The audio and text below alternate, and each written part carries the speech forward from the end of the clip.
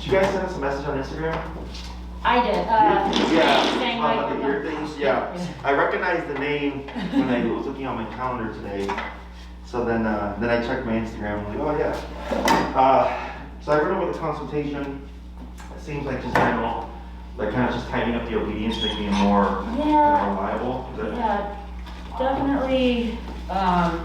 General obedience. I'm very interested in having him e-collar trained, just like as time goes on. And he just turned 14 months. He's not neutered yet. We're seeing some dog reactivity. I think, I mean, I read a lot on Instagram. I'm friends with a lot of other German Shepherd people. It seems pretty German Shepherd standard. Like, we just don't want to, we live in a condo. There's a couple dogs in the building that he barks at. And we just don't want him to get out of Rivals. How so? Well, I'm still working from home. She's at work, so I do most of the daytime stuff, so she doesn't see it. It's the dogs upstairs. There's 2 little pugs. And anytime they make a noise, they bark. He'll bark. And then there's a little yapper down the hall that if I don't have like a fan or some background noise going at some point, it barks and then it sets him off for half an hour. Oh, okay. He's protecting the house, I get it, I think. But we'd like to Curb that. If possible. Sure. And then the reactivity on the walks as well? With the same thing, like if he sees certain dogs, especially the males that live in our building, or even if we get in and out the elevator, and I can tell if they've been in there recently, because he'll like get on alert. Sure. He smells them. Okay. Go ahead.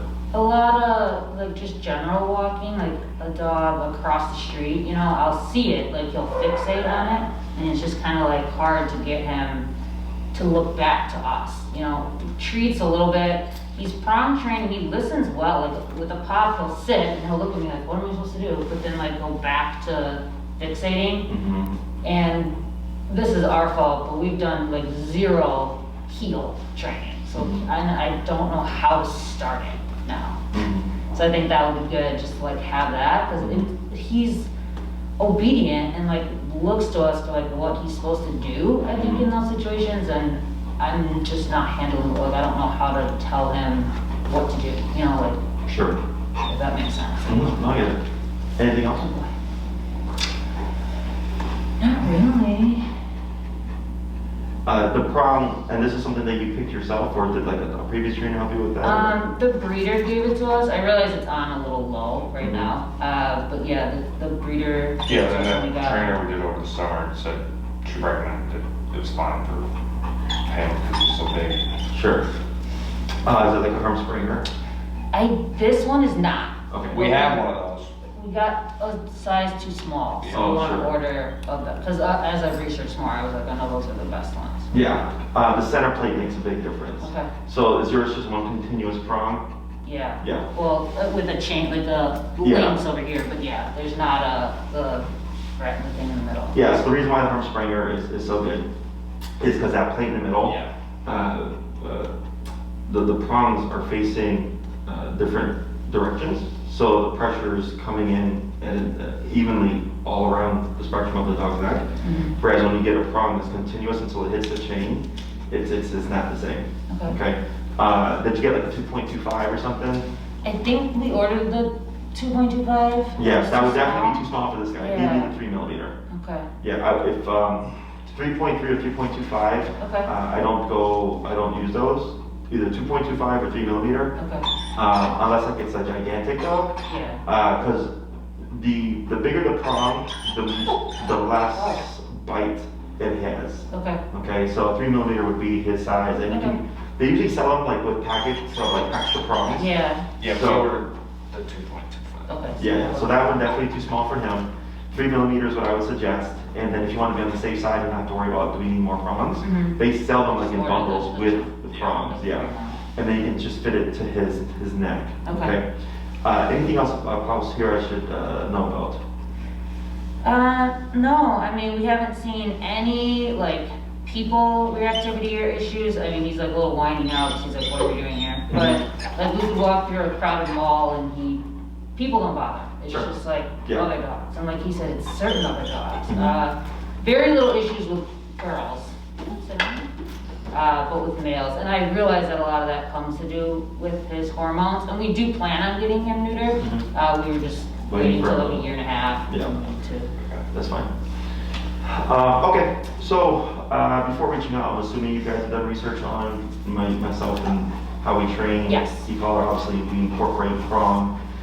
So prong collar is a great tool.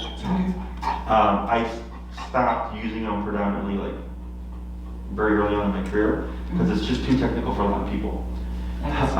You know, they're great tools, very effective, good with communication and stuff, but more difficult for the average dog owner to pick up on. I more so incorporate them when I need them. So like I had a young lady who was like 90, 100 pounds, and she had a 150-pound Great Dane. Okay, that's like the story I tell everybody. So obviously she was not going to have the physical strength to control a dog of that size. Plus he was dog reactive as well, and she lived in Wicker Park. So she could turn a corner and see a dog any day. So we had prong with e-collar because prong gave her much more leverage in scenarios where it was unplanned, whereas e-collar gave her the capability to shut the dog down despite her size compared to the dog. Okay, so with this guy here, I mean he's a sizable dog, but also that fur, right? That fur acts as a buffer. So even if you give him a very good correction, you know, if he's being reactive or something, it may not register just because all that fur is of course protecting that neck. And it's super common. I've had a number of people coming into 2021 who've had their dogs on prong collars either with previous trainers or themselves, and they're like, Jesse, it worked for a little bit, but now like, my dog is completely unsafe. I go, because you're not able to match your dog's behavior with the correction that you're able to do, okay? And even with me, like, you know, I use prong collars for 10 years. If a dog is too far gone and I correct them as harshly as I can, and they're just past that point, like not even I can do anything, okay? Because they need much more power to cut through to that mental state, okay? So that's where e-collar comes into play. All my dogs over 6 months that you see, they're all trained on e-collar. It's not because I'm lazy or anything like that, it's because I want reliable, complete control, okay? And it throws size of the human out the window. You know, like I said, the lady was 90, 100 pounds, 150-pound dog. I had a couple with a German Shepherd and a Mecca. They were like 60s to 70s, you know, in terms of age. 2 to 3-year-old German Shepherd, leash reactive. Thankfully, she was super sensitive to the collar, so her number was like 15. But we were able to fix the reactivity because if she pulled one of them down, she could hurt them pretty bad, right? So it's much easier for the average dog owner to learn, especially with last year COVID and everything like that. We switched to verbal instruction, meaning I'm there with you, right? I'm present, but I coach you through everything. So I don't even need to touch the dog, and I can still get the same level of obedience as if I were to train the dog myself. Okay, so you learn a lot more now. You're learning how to use that tool from beginning to end. All the training is tied to you, so I have nothing to do with it. Because he doesn't know it's me giving you instruction on how to use it. He just thinks, hey, like when I'm with you and then I see all this, like this is where I feel this is what I'm supposed to do. Okay, it's pretty logical. It's pretty straightforward. If we're in an environment where he's like too distracted, you know, our collar goes 0 to 127 in increments of 1. So like here, if we trained him, his number was like 25, 30. Then outside in like a busy park with dogs or something, the number could be 65. Because now you have more things to contend with, right? But you're able to match those things through power. So it's like the leash pop. Let's say you did like on a scale of 1 to 10, like a number 2 here because there's not much going on. But then when there's like a lot of stuff going on, you might need an 8, right? You're going by the environment. So it's the same thing with remote, except it's at a dial and at the pressable button, okay? In terms of the reactivity stuff that you're dealing with, it's because of the heel, or that there is no heel, okay? So whenever you get reactivity, first thing we always teach is heel, but also we just always teach heel first thing in general because leash pulling is one of the most common things that people want to fix. Reactivity is another thing. If there is some kind of behavioral work that needs to be done with the dog, it's the best way to teach the concept of pressure. Pressure on when you need to do something, pressure off once he complies, okay? So if you're to put an e-collar on Klaus here and remote him, you most likely see him pace around, right? He's trying to move, and a lot of times they try to move away from the collar because they don't know what it is. So using heel teaches them how it turns on and how it turns off. Plus it allows him to alleviate that need to move, right? Because as we're walking, he feels the collar and he's like, hey, I gotta do something with this, but he's able to walk and move to get that out of him, okay? So it also sets the reference point for him for reactivity. So once he knows how to heel, and I have a very strict style of heel. I mean, you follow us on Instagram, so you may have seen my more recent videos on the healing exercise, right? How strict it is. The theory here is the dog is more concerned with the human than they are with the environment, okay? In a lot of cases, that will fix the reactivity. In some cases, it doesn't. So the owner might say like 70% of the reactivity is gone, but if a dog lunges and barks at him, he's still gonna lunge and bark back. Well, yeah, not out the ordinary, pretty common. What we're gonna do is we're gonna make a couple of tweaks. We're gonna raise the power here. You're gonna go to this number in anticipation that the dog's gonna be reactive, and then let me know what happens. Then they come back the next week. Hey Jesse, it worked, 8 out of 10 times. You're doing great. It sounds like it's making good progress. Keep with it. We're gonna start teaching more stuff, okay? Because it's just we address things as we go along, okay? But as long as you're using the tool as I explain it and follow the instructions, we'll get through it, okay? The biggest thing that holds people back is the number. They feel bad. So if I'm like, hey, your dog needs 65 to cut the crap. And then when you come back and I'm like, you're like, how was it? You're like, oh, it was a bad week. I'm like, well, how high did you go? And you say 35. I'm like, well, 35 is not that won't be a problem. Yeah. So that's the number one thing that holds people back is just the number. Yeah. As long as you're willing to like follow through, and there's a method to this, right? We start low, we work our way up. We find what we call the working number, and that number is going to change depending on the environment. But I explained to you how to find it in the environment. Okay, so it's going to change. So it allows you to adapt, and then we just go from there. In your case, this is mainly obedience with a little bit of behavior. Okay, so I don't expect reactivity to be a big factor in this program. So as long as it's moving straight forward, we just cover. We'll just keep building skills. Sorry to interrupt. I just remember one more thing. When I'm on the phone, he barks. Random, even if it's not on speaker. Like when we were on the phone yesterday, you're like, what's that? Like, I'm on the phone. This is what he does when I'm on the phone. Sure. Unless I'm in the car. Sure. So when, are you like in a condo or a building? Yeah. Do they call your phone to let people in? No. No, okay. Actually, So it's not that. They do. Oh, but that's not what like. Yeah, that's not, no, it's just like if I'm on the phone telling her like, hey, they're out of chicken, they only have pork. Oh, sure. He'll be like losing his mind. Well, because he wants to work. He wanted chicken. Do you find, I guess, like tailing off? I guess that, I don't know how to describe that. Yeah, but no. like that's another behavior I would like. I don't think that's the same thing. Do you find that clients like use the e-collar for like little stuff like that, like Sure. inside? Okay. So the way that would work is that's behavior, but it's Like a a minor. low voltage, yeah. So when it comes to behavior and obedience, behavior is simpler because it simply don't do that. Right. Okay. So then you could use e-collar to correct that. The problem is I don't want people to become dependent on it 24/7.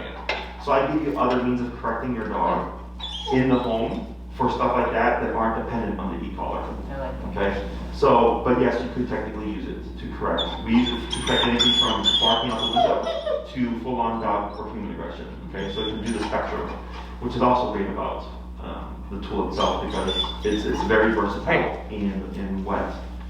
Sorry, just it can holding the do. mask. Yeah. I'm fine, buddy. So, what I'll have you do here, because do you know why he's getting anxious? I think it's the dog smell, honestly. Okay. It's That, or I don't know, we've sat in other places, like we was at the dealership the other day and sat, but Yeah. cried a little bit. I don't know, what do you think? So here, this is what I call overstimulation. Okay. This is a dog that wants to do something when you're not doing something. Okay. That's So what I'm gonna another have you line, do here yeah. is go ahead and reel him in. You're gonna pull up on your leash. There you go. And now you're just gonna ignore him. Okay. And then you're gonna relax right here. The next time he wants to relax is you're gonna just pull straight up on that leash. Once you feel him calm down, you're gonna let go of it. Okay. And we're gonna be any little whine or any kind of stand up or anything like that, you're just gonna automatically pull up. Okay. So what's happening here is he has no direction. So then he becomes overwhelmed. He wants to do something. Okay. So then he starts seeking attention. He starts whining. He's like, hey, somebody help me out here. He's looking for direction. Okay. So we don't worry about sit. We don't worry about stay. We don't worry about any of that stuff. You're just gonna use that prong to put some pressure on him. And then once you feel him calm down, we're gonna relax. Okay. So And this is super common stuff. The behavior stuff that you mentioned is, in my book, easy peasy. That's what I was hoping you'd say, because Yeah. I feel like he's a good dog, and I can sense, like, exactly what you said, like, he's looking for direction, like, he wants to do what he's supposed to do, and we're kind of failing a little bit, you know, like, Like how to give it. yeah, Yeah. I need someone to tell me what to give. Or like if you give him something to do and then he's entertained for a little bit and then you start doing something and then he gets bored of his, you know, thing Yeah. and then you're in the middle of something and he's... Yeah, so that's behavior, right? Yeah. So the way that works out is, like, let's say I play ball with him for a bit, and I decide, I'm done, I'm gonna watch my TV show. And he's like, I'm not done, right? And he starts barking, I just correct him. Don't bark at me. Like, I'm gonna do this. And then he goes, oh, okay. If you're gonna do that, then I guess I'll just do this. Well, great. It's interesting, this is fascinating to me, that all you did was verbalize that, and now he's, like, behaving. I'm like, But he's still stimulated. yeah, sure. He's Right?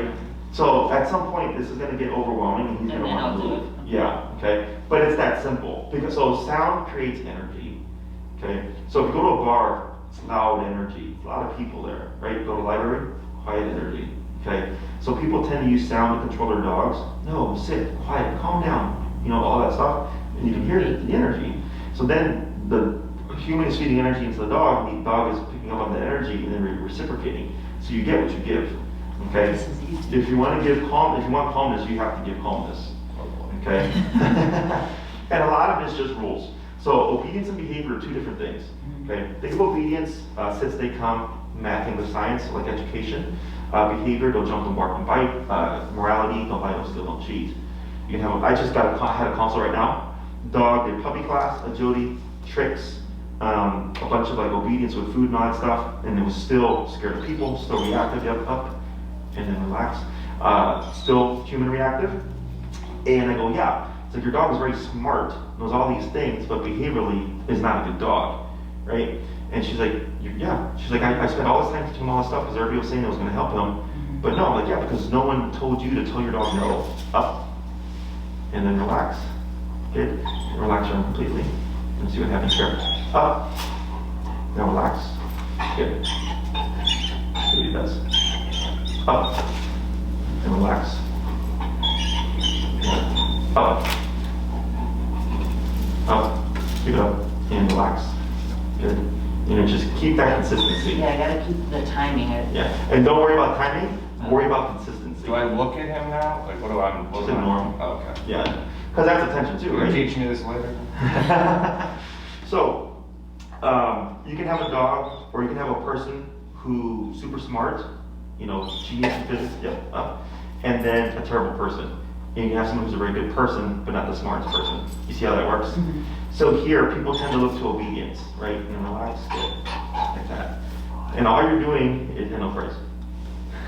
Shoot. Because remember, it's stimulation. Yeah, just ignore it. Is people look to obedience to control the problem, but this is, think obedience is physical control and behavior is mental control. Right now I want you to calm your dog down. That's why you're doing this consistent up and right. So upward pressure de-escalates the brain, backward, up and back escalate the brain. Okay? But because he's so used to moving, he's so used to doing something or telling you to do something, that's what he's struggling with right now. Does that make sense? Yeah. Because now you're countering his usual way of being. If you did this for like a week, you would see a big change. Just something like this. I'm in. Just being consistent, right? So like, That is one of our things at home. Like, again, thankfully it's fine because he's working from home and like I'm home. We're not out doing stuff when I'm not at work, but he wants attention constantly until like 9:45 at night. Then he'll like sit on the couch and we're just like, yes, like. yeah, because it's been reinforced. Exactly. Right. So, and I understand why people give the attention, right? Because they just want the dog to stop, but it creates the need for more. Up. Yep. And then what you're gonna do here is pull in towards you. Pull, pull, pull, pull, pull. Now up. Up. Up. Up. Now relax. Good. Is we would correct that in opening. See how you do this unconsciously? I know, I do. So the reason why I said don't praise is growing up, I was not praised for not breaking windows. Like I was not praised for like not hanging out with the wrong crowd. It was just expected that I don't do certain things. Does that make sense? Yeah. But for dogs, it's obviously super common that people are all like, oh, praise the dog every time they do something good. I'm like, but praise is energy. He already has enough of it. Yeah. We need calmness. Okay, so it's just like every time you're countering him, you know, with pressure, you're de-escalating the brain, but every time you tell him good boy or touch him, you're putting energy into the brain. Does that make sense? So then you're countering yourself. So in the beginning, I'm super simple. Structure and discipline first, and then we can add in the other stuff later and see what happens. Okay? Because when you try to do everything all at once, it makes things too complicated, both for you and the dog. Okay? So in terms of like length of time and cost and all that stuff, it simply comes down to how much control do you want over Klaus. Okay? So you're like in the 6, 9 to 12 week range. The behavior stuff is simple. The only thing would be the reactivity. From what I've heard and all that stuff, I'm going to something that's just starting, something a dog that's frustrated, a dog that doesn't have a formal heel. So my assumption is once we teach that and you follow through with the level of discipline he needs, that should just go away. If it doesn't, not a big deal. We need the foundation first, so he has a reference point on how to stop the pressure. So if one day he starts to lunge and bark, and I remote him, and I'm like 40, 50, 60, 70, 80, 90, 100, and he goes, and he finally stops. Oh, okay, 100.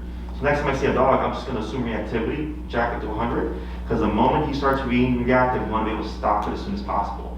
Because if he's able to perform it for like 30 seconds before you hit 100, he will always do reactivity for 30 seconds.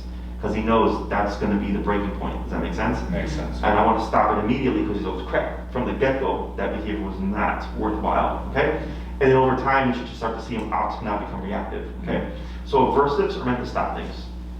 That's why we get tickets, right? When we run the red light and all that stuff, because we have different types of consequence for humans. We have the consequence of financial consequence, emotional consequence, physical consequence.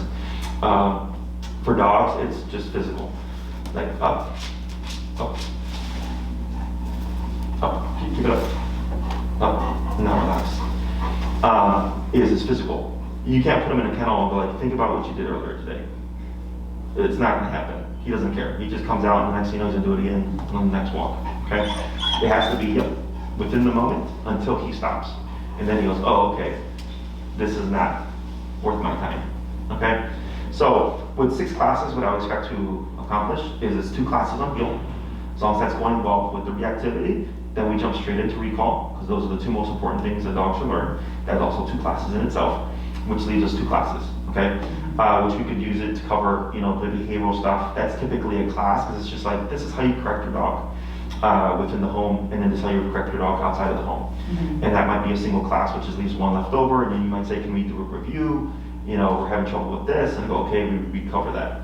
9 classes, so think of 6 as like we walk our dog, go to the dog park.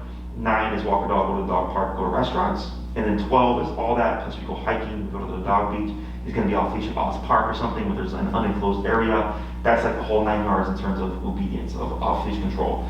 There's 6 commands that are meant to be functional: sit, stay, down, come, place, heel. These commands are meant to be useful, right? They're meant to be like, oh, I'm gonna go to a restaurant, down, don't move for the next hour and a half while we have brunch, okay? Heel is walking through any environment. I don't care if you're in a busy park, I don't care if you're at Home Depot, I don't care if you're in a neighborhood or the forest preserve. Heel means stick to that hip and don't care about anything else. Recall, if he's playing with dogs, chasing a squirrel, whatever, it's 180 from whatever it is that you're doing and comes straight back to me. That's what we train for, okay? But you have to do the homework, okay? So I give you all the tools, I give you all the information. Your job, of course, is to practice. Recall, heel is the fastest thing that dogs learn because people walk their dogs multiple times a day. Recall tends to take the longest because it requires you to go somewhere, okay? And you have to go somewhere and you have to have distractions like squirrels, rabbits, dogs, people, rollerbladers, bikers, skaters, skateboarders, all of that stuff, right? To make it as reliable as possible, because your obedience is only as functional as the environment's good job that you practice in, okay? So if you practice recall every day, probably get there within a couple of months, okay? If you practice recall once a week, it's gonna take you quite a bit before you get there, okay? So just keep that in mind. All the other stuff, sit, stay, down in place, progress at your speed. Because there's stuff those are things that you can practice within the home, which is, it's usually one or the other. It progresses very quickly because people can practice it whenever, so they do. Or it doesn't progress because people go, I can do this tomorrow, right? Because it's so easy to practice even within the home that they push it off. And then one day it's like, oh, I'm gonna go take my dog to the restaurant. And I hope he doesn't move for 2 hours. And I'm like, not gonna happen because you've not practiced it, okay? So all that stuff just dependent on how much practice you put into it.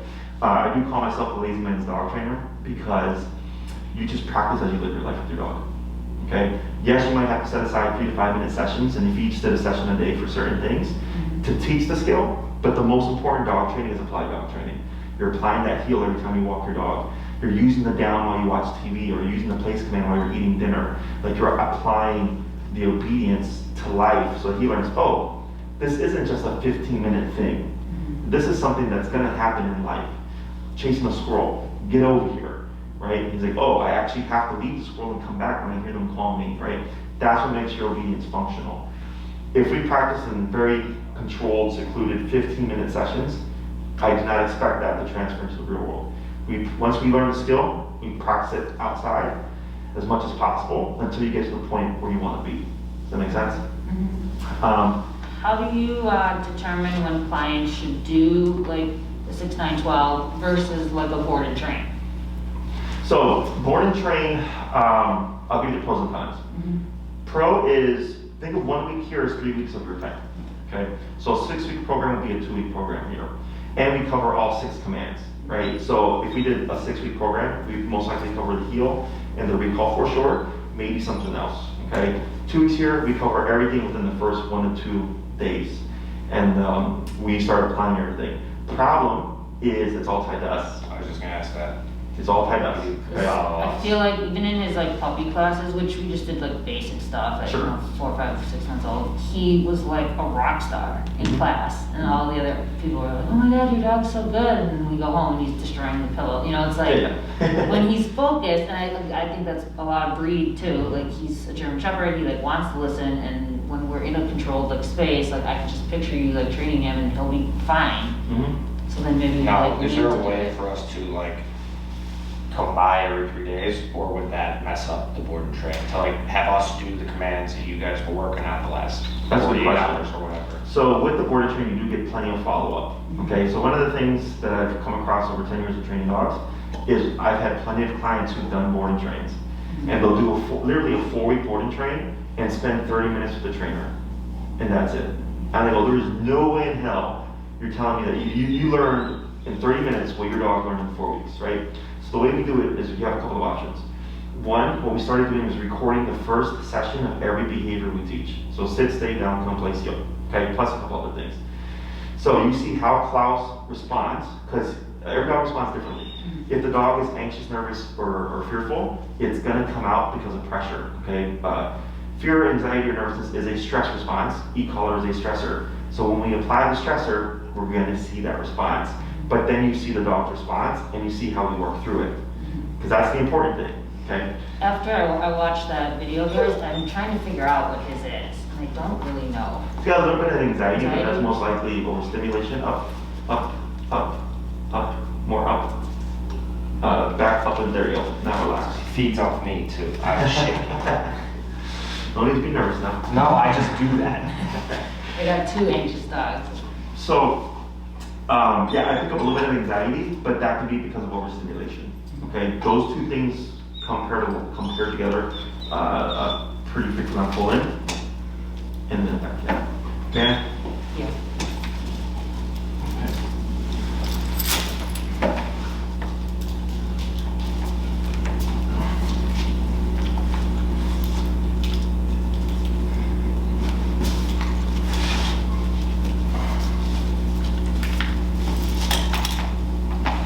So,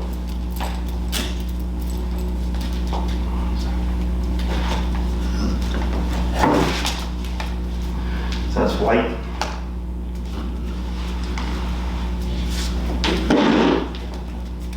That's right.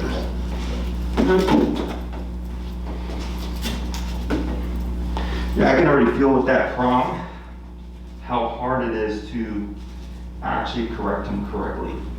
So when I start to go behind him, see how he started curving his butt? That's fear.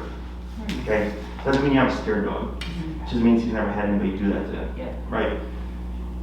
So I'm trying to work around him, but he's so long that where I place myself, I'm right in biting range. Right? And then because we don't have a relationship, If I'm telling him to do something, he's like, hey, I don't want you to tell me what to do. If we saw an aggressive response, doesn't mean you have an aggressive dog. Just means I'm a stranger that he doesn't know who's coming in right away and telling him what to do. Okay, so I go, okay, well if this isn't gonna work, I'm gonna direct you here, right? So this is technically what we would call place command, but I didn't say place, right? I just led him there, and then when we tried to move, I gave a little pop, and that pop was to communicate, don't get off of that, okay? Don't give up on that? Don't go off. Oh. So this is what we would call, it's not obedience, it's just expected. That's the difference. Okay, I expect the dog to behave, I don't need obedience to get that. It's simply through rules and corrections. So when I corrected him as soon as I took him, I was disagreeing with the anxiety and the overstimulation. That's what that was for. A correction to calm that down, and then direction. But because he was a little fearful with the direction, I go, well, I'm gonna opt for this instead. Okay, and then he might get stimulated in like 10, 15 minutes. I correct for that, he pops off, I lead him back, correct him again, he lays down, and another 10, 15 minutes to go up. Okay, so with the videos, we usually get that done within a couple of days. Once we get it put together, we send it to you. You'll watch those videos first, okay? So the board of trains, you have a couple of options. One would be you watch the videos. So you get one for each week that he's here, okay? So that you see the progress. We did 2 weeks, you see how he was right off the bat. That's where he's gonna be the most insecure, because he has no idea what is going on. Then a week later, you get another video, and you might say, oh wow, like he's come a long way in the past week, right? This is, there you go. So you see the progress, but you're also seeing how he learned. Does that make sense? That's the most important part, is seeing how does he learn.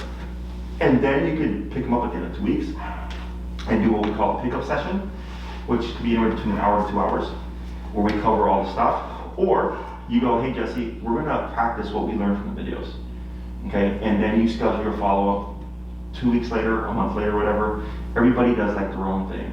So the videos are already meant to bring you in with information, okay? And then you apply it, and then you can come in and say, hey Jesse, everything's going great, but we're still struggling with like the heel. And I go, show me what you're doing. I watch, oh, this is what you're misinterpreting. We close that gap, do a couple other things, go into practice.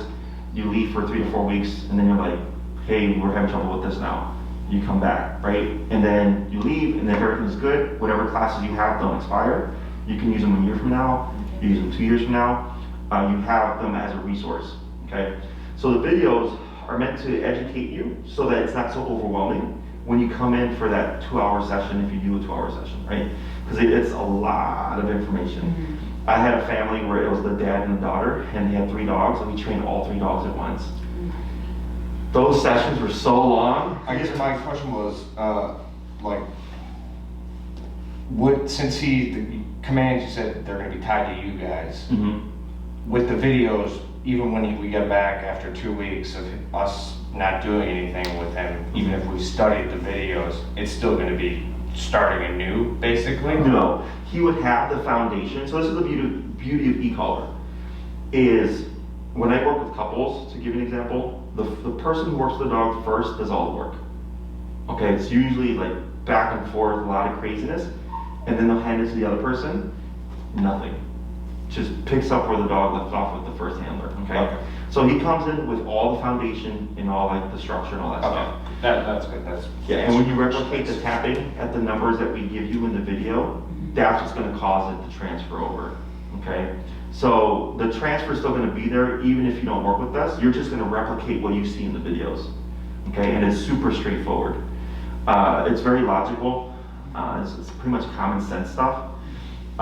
You don't need to know how to be a dog trainer in order to get an obedient dog. I know we're dog trainers. I can do slip leash, I can do prong collar, I can do remote collar, I can do gentle leader with food, I can do all the in combination of things, because I'm a trainer. But for my clients, the reason why I do e-collar is because I know it's the most consistent across the board, okay? That it doesn't matter how big or small they are, it doesn't matter about their timing. I know timing is a big thing in the dog training world, and people always come like paranoid about like, oh, my last trainer like made a big point about timing, like I suck at it. I'm like, don't worry about it. It's not that big of a deal, okay? Because of e-collar. So it's pretty straightforward. And like a good example to watch would be George. His clip is actually on my Instagram. Like I use him for a healing video. What type of dog is he? He is a white cream lab, yellow lab. So he's recent, and he was crazy. Like he came in crazy, okay? You see all the nonsense with the husband, and then he passes him to the wife, and you're gonna go, holy shit, that was so fast. And then his lesson 2 is now, I just uploaded it right now, and then we picked up on lesson 2. It's just very straightforward. And he's a good case to watch because he's just an overly friendly and excitable dog with no structure, and just how quickly he pacifies and calms down, okay?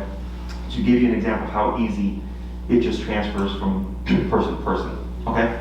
But we do those videos because we want you to be educated on this is how your dog learned, this is how your dog responded, this is how we work your dog through these things.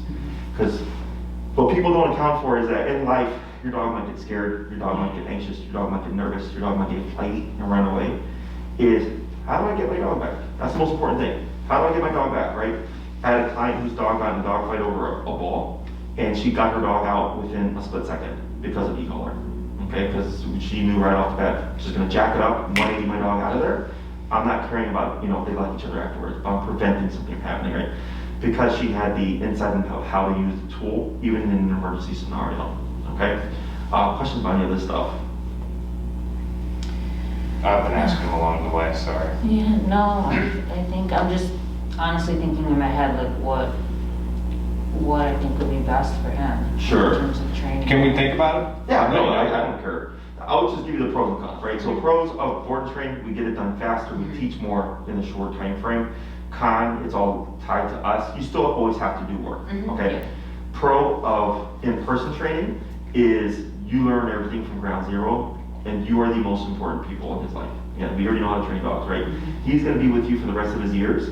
So doing in-person, you're gonna learn how to handle pretty much almost any situation, okay? Con, takes a little bit longer, but the progress is so straightforward that, it's not like, I know with work and, life and everything like that, it's like, how do we paratrain our dog with like living our life? That's the thing, like you just train your dog as you live your life. If you walk him 3 times a day for 20 minutes, perfect. That's when you do your training, okay? Because remote collar. That's what allows us to compensate no matter the environment, because if he's not paying attention at 20, well, I got 107 more levels, okay? And it's just having the logic of like, oh, he's really distracted right now, 85. Oh, he's not so distracted, 35, okay? And with the training sessions, like the 6-week, 9-week, 12, is that typically once a week? Yeah, once a week for an hour. Okay. If you have a consistent schedule, that would be ideal. Just like, Yeah. Tuesdays or something. Sure. Are you gonna remember? Yes. And Maria It's will- on the website. Yeah, Maria can help you with anything that you may have forgotten to ask. Right now, all our clientele is here, for the most part, except for like 1 or 2. But come consistent nice weather, we're going to go back to training at Oz Park. Okay, so have you guys been to Oz? Yes, my Is that brother where you lives came right from? there. Yeah. Okay, you know how crazy busy that place Yes. is? Why? Yes, that's where we train. Okay, so Because he wants every ball that everyone's playing with in the park. Soccer balls, baseballs. He wants to Sure. go on the basketball court and Sure. shoot the basketball. sure, remote collar, that's not an option for us.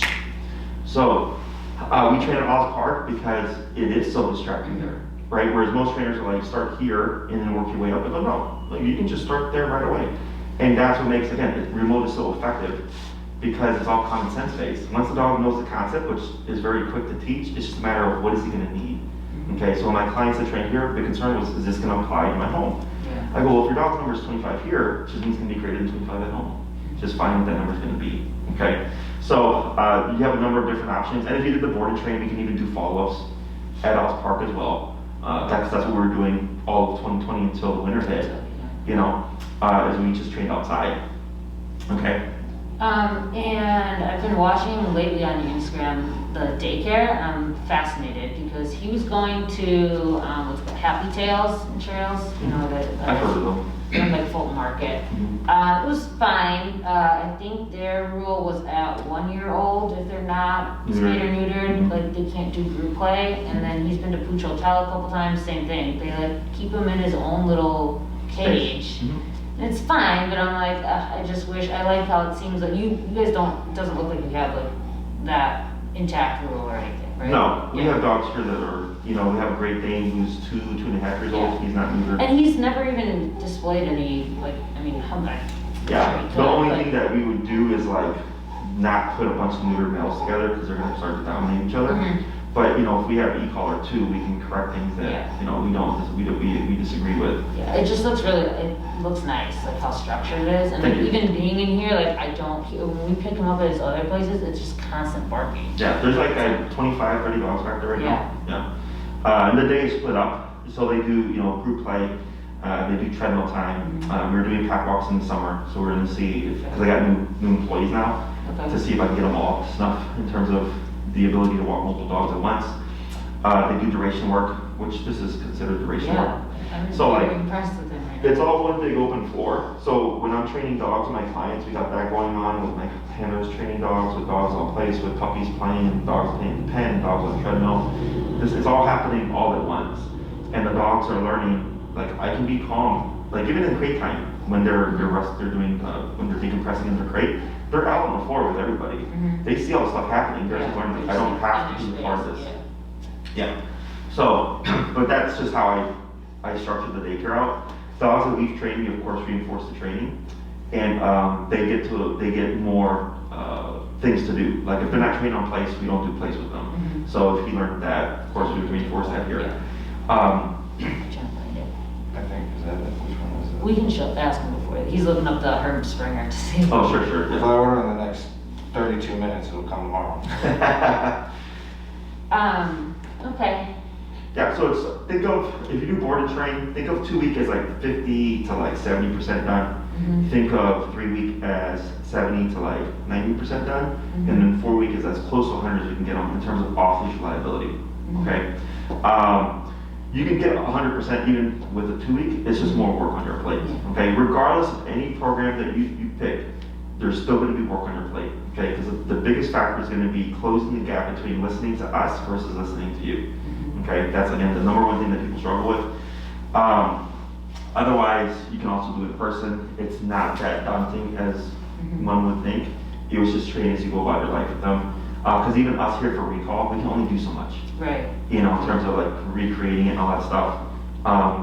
So that's something that's still going to need to be worked on regardless, because we don't take the dogs to Oz, the like front and the forest preserve and all that stuff. That's all stuff that you would achieve over the course of time. Okay. Anything else? I don't think so, right?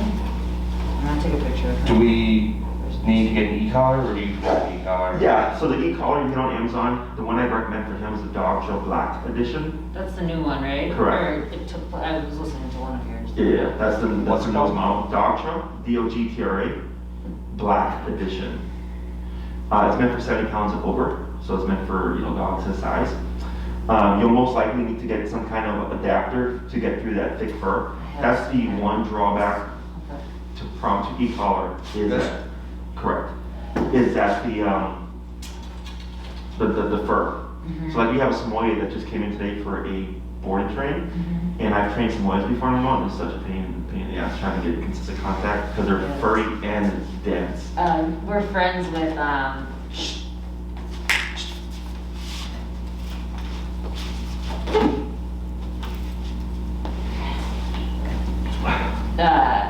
it's a Samoyed Odin.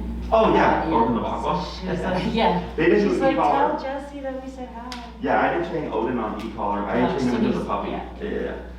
I know Odin. I remember him. Anything else? I don't think so. We'll just look at some options and kind of decide. I mean, I definitely want to move forward with something. Sure. So we'll just see if we can talk. I'll show you what we'll go over everything we said and decide what we want to do. Sounds good. Okay. Otherwise, I think this is going to be pretty straightforward. I think so too. I'm happy. You're like reconfirming what I thought from like watching your stuff. It's nice. I love that you have the consults on there because I'm watching some and I'm just like, oh, that guy needs more work than us. You know, like really. Yeah. Sure. Yeah, it just helps people get like a Yeah, it baseline. helps you wrap your head around, you know, because you start researching all this training and like, just like, what do we need? What do we not need? What's like overkill? What are we already good at? So Yeah, it's that's hard. why I tell people, just think of like the life you want to have with Klaus, right? What does that look like, right? And it's like, yes, we go hiking, we go to the dog beach, we do this, we do that, and go to our friends' and go to restaurants, and I go, then you need the most control. If it's leashes, walk our dog, we go to a dog park. Then I go, you need heel and recall, right? The others, I don't teach what you're not going to use. Most places force you to learn to sit and stay and like all this stuff. If you're not going to use it, it's pointless. Heel and recall are the two most important commands. Everything else is superficial because it simply don't do that, right? Like right now, he's not whined since I took him, Yeah. right? Because I told him, don't do that. Like we do this at like your parents' house. Like we can't get him to just sit. Yeah, eventually maybe we teach him care of my golf clubs. That might be a little bit more specialized. But yeah, so it's pretty straightforward. I think you got a good dog in your hands. He just needs direction, which is super, super common. Yeah. Other than that, it's just think of like how much control you're wanting, and then that's what dictates, the length of time, whether you do board and train versus in person. Just remember, 1 week with us is 3 weeks of your time. Okay. So if you look at the program side by side, the 6 versus like the 2 week and the 9 versus the 3 week, it gives you an idea, okay, of what you'll get. In terms of like, what's overkill, again, if it's like, yeah, we're just gonna walk them and let them off leash from time to time, then I'm like, well, then you don't need 12 classes, Yeah. right? Anything else? No. That's it. Thank you so much. Yeah, thank You're you. welcome. So if anything pops up, if you forgot to ask anything, just let us know. Okay. We'll let you know. Yes. What was your name? Jesse. Jesse and Neil. Neil, pleasure. And Brittany. And Brittany and Klaus. And Klaus. Although I think I just